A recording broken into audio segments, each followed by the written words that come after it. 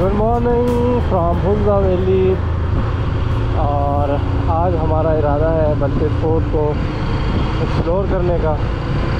आज हमारा last day है हुंजा में, तो यहाँ पे जो जितने भी स्पॉट्स हमसे रहते हैं वो आज हम कवर करने वाले हैं, उनको देखने वाले हैं कौन से। और ये करीमाबाद का रास्ता है, आल्टेट फोर्ट और बल्टिस फोर्ट इसी रास्ते पे आते हैं। तो अभी हम करीमाबाद वाली साइड पे जा रहे हैं।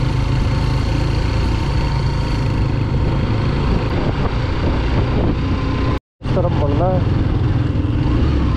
और इस तरफ भी जो है ना रास्ता जाता है। ये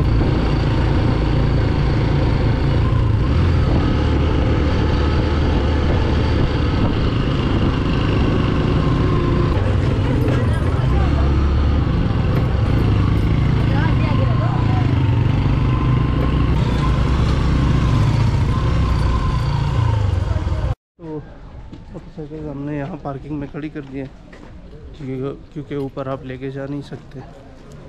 हम अभी इस रास्ते से जाएंगे ऊपर। टॉप पे बना हुआ है, यहाँ से तो नहीं दिखता, तो उधर से दिखता है। उधर ही जा रहे हैं जहाँ से दिख रहा है।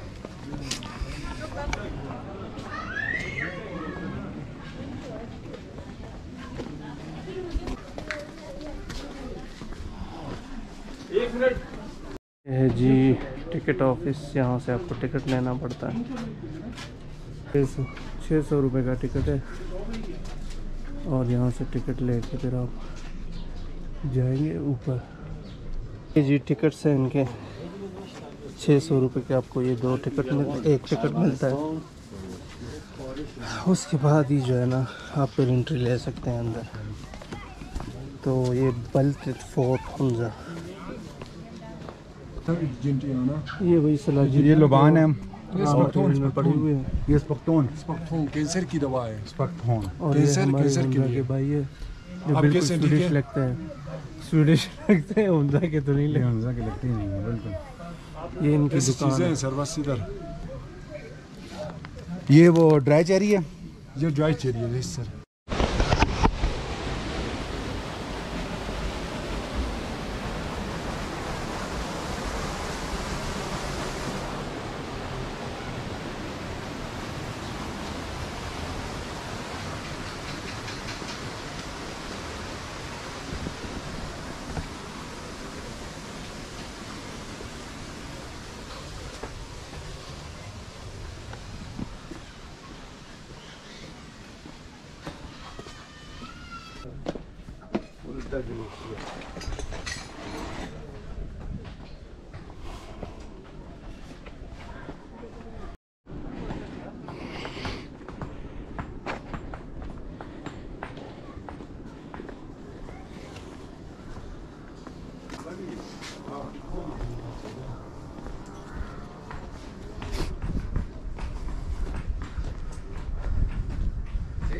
ये कह रहा हूँ हाँ ऐसे भी करते हैं आज।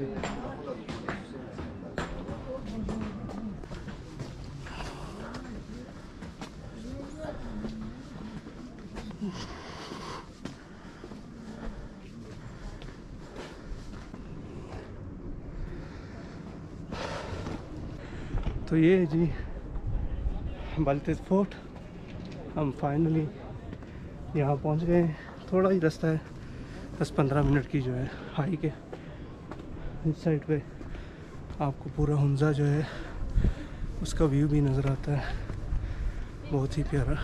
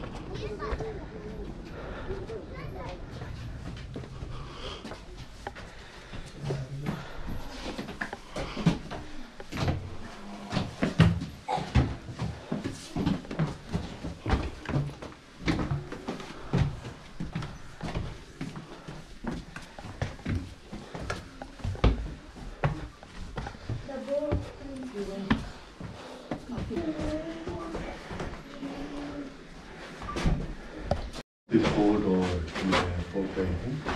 मेरा नाम मोहम्मद है और आप लोगों का टूर कंडक्ट कर दूँगा। तो रूम्स में जाने से पहले थोड़ा सा इस किले की इंट्रोडक्शन बता दूँगा, फिर उसके बाद हम रूम्स की तफसीलात की तरफ बढ़ेंगे। हुंज़ा में हमारे पास 2 किले हैं, बाल्तिद और नाल्तिद। ये दोनों किले हुंज़ा के हुक्मरानों ने अपने डिफेंस और रिहाइश के लिए बनवाए थे। किलातिद जो है वो लोकल्स के मुताबिक 900 साल से ज़ायद पुराना कहते हैं और हुंज़ा के हुक्मरान पहले किलातिद में रिहाइश पजीर थे। फिर बाद इस बाल्तिद फोर्ट को मुकामी लोग 700 साल पुराने कहते थे। 1990 में जब इस किले की लेटेस्ट लेबॉर्ट्री टेस्ट करवा दी गई, जिसे रेडियोएक्टिव कार्बन डेटिंग टेस्ट कहते हैं, तो इसी मुनासिबत से इस किले की ओल्डेस्ट फेसिस की उम्र जो है 765, लगभग 800 साल हो रहे हैं। लेकिन पूरी किले की उम्र 800 साल नहीं है, वक्त के साथ फिर इनमें एडिशन रिफॉर्म्स भी होते चला है। इसी तरह किला बाल्तिद 1945 तक हुंज़ा के हुक्मरानों का रिहाइश रहा। 1945 में हुंज़ा के आखिरी हुक्मरान शिफ्ट हो गए न्यू पैलेस। न्यू पैलेस में आपको छत सिखा दूँगा, वो भी करीमाबाद में है। शिफ्टिंग के बाद 1990 तक 45 साल एक लंबा से ये किला खाली पड़ा रहा।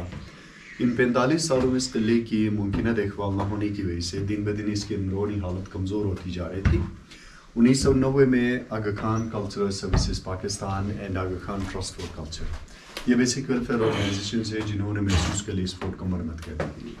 इसी तरह 1990 से 96 तक 6 साल में इस किले की मुकम्मल मरम्मत हो चुकी है थ्रू आगा खान कल्चरल सर्विसेज पाकिस्तान, और इसके ऊपर तकरीबन 1.5 मिलियन US की लागत आई थी, जो कि मुख्तलिफ इदारों की तरफ से डोनेशंस मिले थे। इनमें 80% डोनेशन जो है वो हिज हाइनेस प्रिंस करीम खान की तरफ से है, एंड रेस्ट ऑफ 20% जो है वो getting grant of USA, Norwegian government, French government की तरफ से। इसी तरह लोगों की तरफ से कुछ बर्तनों की शक्ल में डोनेशन है जो रूम्स में डिस्प्ले कर दी गए हैं, साथ में मैं आपको दिखाता चलूँगा। तो ये थी किले की इंट्रोडक्शन। अब हम रूम्स की तफसीलात की तरफ बढ़ेंगे। लावर पोर्शन में ज़्यादातर छोटे दरवाजे हैं, अपने सर का ख़ास ख्याल रखना है। छोटे दरवाजे बनाने के बहुत सारे वजूहात बयान करते हैं। एक तो ये इलाका जो है सर्दियों में यहाँ पर खुश्क सर्दी होती है, तो गर्मियों में खुश्क गर्मी भी होती है। सर्दियाँ उन दिनों इतनी ज़्यादा होती थी कि टेम्परेचर -30 तक चली जाती थी। रूम टेम्परेचर मेंटेन रखने के लिए छोटे दरवाजे, छतों और मोटी दीवारें रखते थे, और छोटे दरवाज़ों का फ़ायदा ये भी रहता था कि इन दरवाज़ों में से मुश्किल से एक ही टाइम पे एक ही बंदा गुजर सकता है, जो कि दुश्मनों को रोकने में आसानी होती थी। और जो कोई भी घर में आ जाए वो एहतरामन झुक का जाए, इन्हें रिस्पेक्टिव डोर्स भी कहते हैं। अपने सर का ख़ास ख्याल रखना है। और ये रूम जो है उस ज़माने का रिसेप्शन रूम है, लॉबी, यहाँ गेस्ट को रिसीव करते थे, और यहीं पर फिर मुकामी लोगों से टैक्सेस वसूल करते थे। टैक्स अनाज गंदम की शक्ल में देते थे। सो उस गंदम गले को स्टोर करने के लिए फोर्ट के अंदर कुछ इस तरह के गंदम के गोदाम बना लिए गए हैं। ये गले की गोदाम है, तकरीबन 9 फीट डीप, 6 बाई 6 स्क्वायर। इसमें से निकालने के लिए बच्चे को रस्सी सीढ़ी की मदद से नीचे दाखिल करते थे और उसी के ज़रिए से निकालते थे। ये वाहिद एक्सेस थी। इस एक्सेस को तंग रखने का मकसद ये था कि आसानी से कोई निकाल ना सके, चोरी ना कर सके, for security point of view. और इसी तरह के साथ मज़ीद गंदम के गोदाम से इसकी चारों तरफ, और ये तोलने के लिए पैमाने होते थे, इनकी मदद से तोल लेते थे, और डिफेंस हंटिंग के लिए तीर और कमान इस्तेमाल करते थे। ये जो डिज़ाइन से इन्हें मंगोलियन डिज़ाइन कहते हैं, कंपोजिट वो है डिफेंस हंटिंग के लिए। अब हम यहाँ से अगले कमरे की तरफ बढ़ेंगे। अगला जो कमरा है ये उस ज़माने का जेल है। इस जिंदान से होते हुए इस दीवार की बैक साइड से हम अगले रूम की तरफ बढ़ेंगे। अभी आप जैसे जिंदान के अंदर दाखिल होंगे, इसमें एक्सेस के लिए आयरन ग्रिल्स और स्टेयर्स लगाए गए हैं। सो रेनोवेशन से पहले इसके अंदर न ग्रिल्स होते थे न स्टेयर्स। मुजरिमों को अंदर दाखिल करने के लिए रस्सी और सीढ़ी इस्तेमाल करते थे। कैदियों को 5 से 10 दिनों तक इस कैद खाने में कैद करते थे। फिर उनको फर्दर पनिशमेंट्स के लिए कुछ को सजाई मौत, कुछ को जलावतन, और जंगी मुजरिमों को चाइना काशगर ले जाकर वहीं पे फ़रोख्त किया जाता था। स्लैब ट्रेड होती थी। सो प्लीज़ सर का ख्याल रखते हुए अब हम इस जेल खाने से होते हुए अगले रूम की तरफ बढ़ेंगे।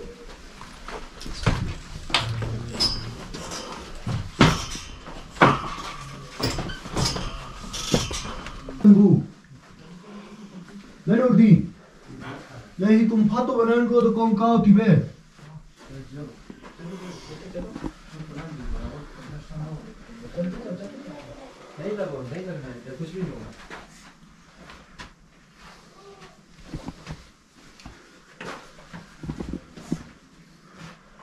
यहाँ पे कुछ रिवायती लिबासेस हैं जो उस ज़माने में यूज़ करते थे।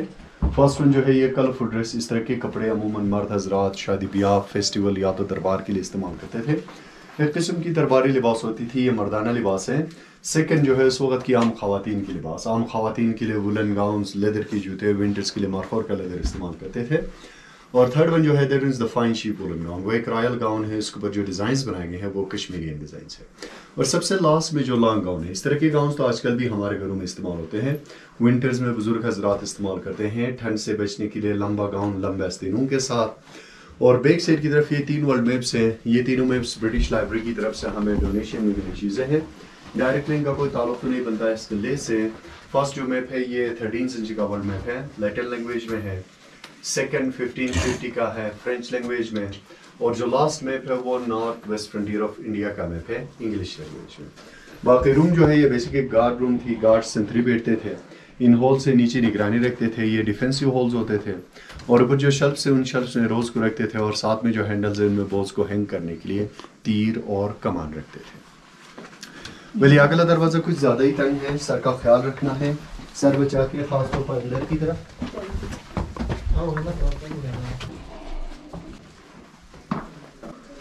मोहतरम मेहमान गिरामी, ये रूम जो है इसे ऐवान मजलिस शोरा कहते हैं। हुक्मरानों के ख़ास उमूरी फैसले इसी रूम में लिए जाते थे। अमूमन इस तरह के कमरे जो है वो सर्दियों में इस्तेमाल करते थे। सर्दियों के लिए यहाँ संडेर में फायर प्लेस थी, और ऊपर की तरफ हॉल, स्मोक, स्काईलाइट वेंटिलेशन के लिए इसे बादस रेस्ट्रिक्शन बंद किया गया है। और विंटर रूम्स के साथ लाजमन स्टोरेज रखते थे। नॉर्दर्न एरियाज़ के बेशतर इलाकों में एक ही फसल होता है।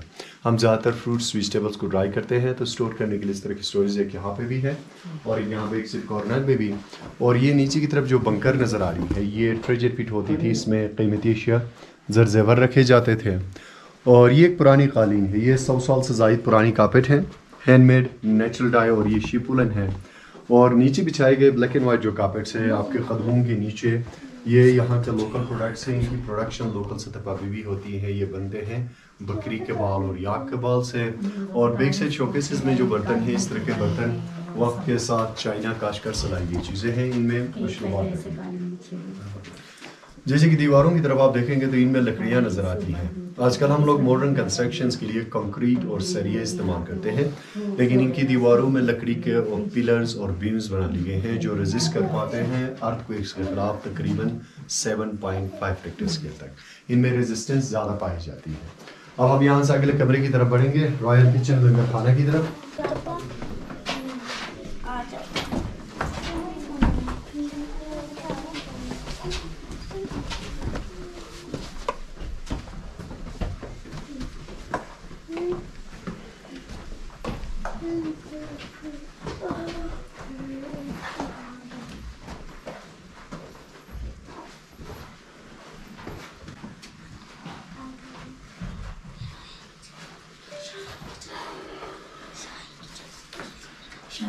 ये रूम जो है रॉयल किचन लंगर खाना, यहाँ पे कुकिंग करते थे। और इस किचन में आप देखें तो ज़्यादातर 3 किस्म के बर्तन हैं, पत्थर, लकड़ी, लोहा।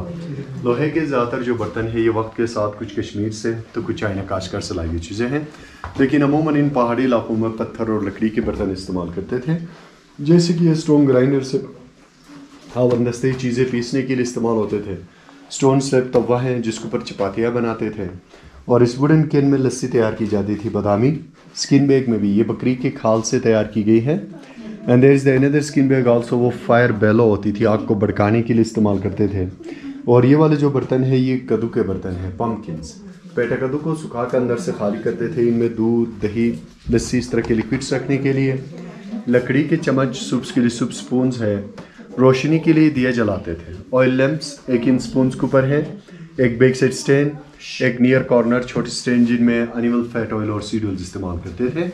इसी तरह लकड़ी के बर्तनों में खाना खाने के लिए स्टोरेज रखते थे, इनमें ज़रूरियात की चीज़ें रखने के लिए। संडेर में हॉल जो है ये स्मोक, स्काईलाइट वेंटिलेशन। और ये रूम स्मोक की एरिया होती थी। आप देख सकते हैं स्मोक की वजह से पूरे कार्बन लेयर्स बन चुके हैं। और इस रूम में तकरीबन 95% लकड़ी जो है वो ओरिजिनल है, 800 साल पुरानी लकड़ी है। This one is the one of the oldest face of the building.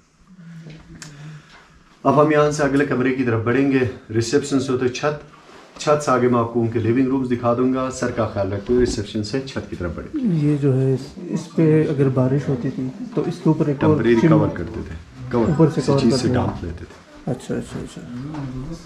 Chimney नहीं होती है सर, फिर इसमें वो चिमनी बनाएंगे फिर रोशनी नहीं आती है। स्काईलाइट टाइप बनाया।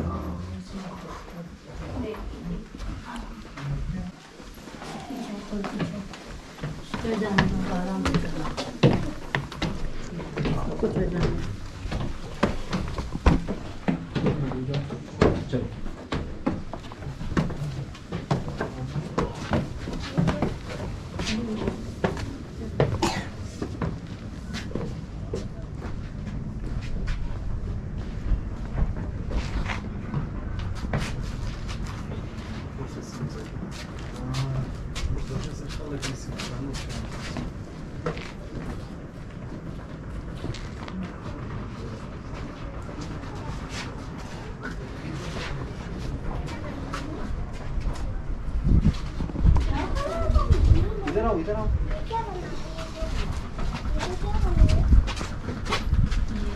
Marco.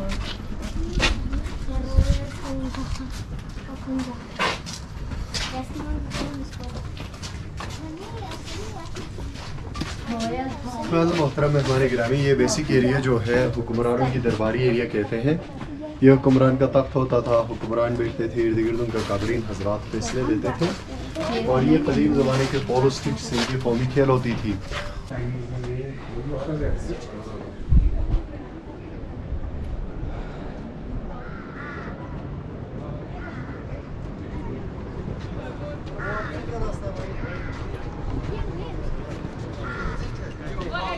ये भी हम उधर खड़े हुए हैं, तो उधर ही खड़े हुए हैं, आपका पता नहीं चला।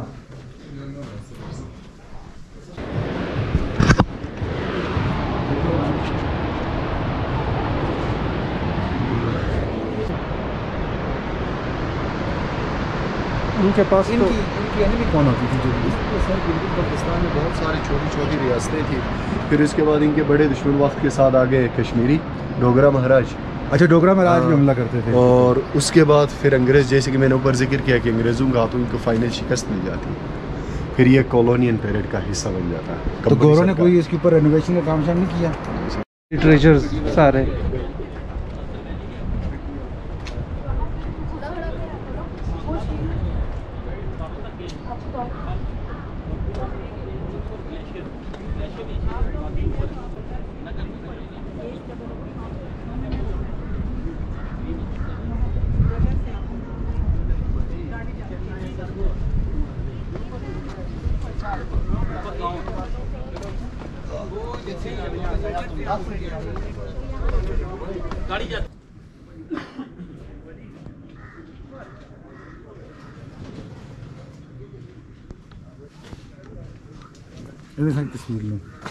तस्वीर लेते हैं इन बागों में।